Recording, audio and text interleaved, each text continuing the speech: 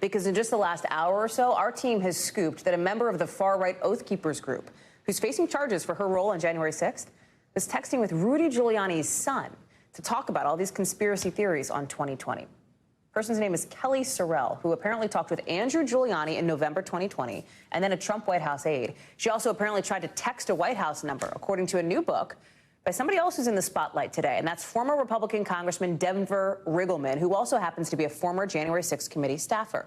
Ryan Reilly is the reporter behind that exclusive. He's joining us now. What should we know, Ryan? So, Kelly Sorrell has recently been charged in connection with January 6th. And she's, basically she took over the Oath Keepers actually after Stuart Rhodes was arrested.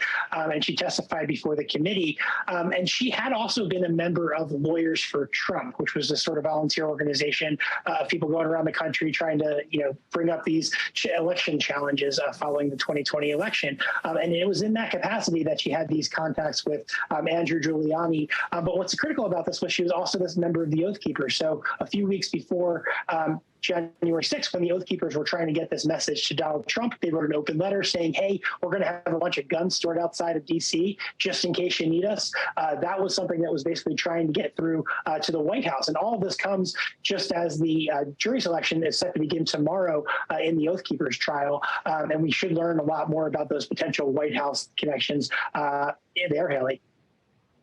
What's interesting about Riggleman here, Ryan, is he's been sort of dribbling and drabbling out little pieces of information ahead of his book being published tomorrow, I think it is.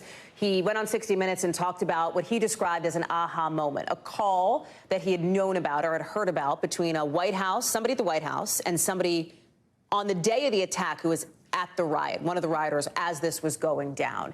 The January 6th committee has tried to distance itself from Riggleman, essentially saying he hasn't been on staff for a long time. I'm paraphrasing here. But I thought it was interesting that he, in talking with you and your team, was explaining his rationale for why he was divulging some of this previously unknown info in this book. That's right. And essentially what the committee is saying is that he only knows a picture of this. So he has all of these leads, which then you sort of have to chase down. So I think that, it certainly sheds some light and looks at some issues that we should dig further in on. But, the committee wants to be sort of the final word here and be able to definitively say what happened when it goes forward with its findings in this upcoming hearing and with, of course, its final report, which we should get by the end of the year.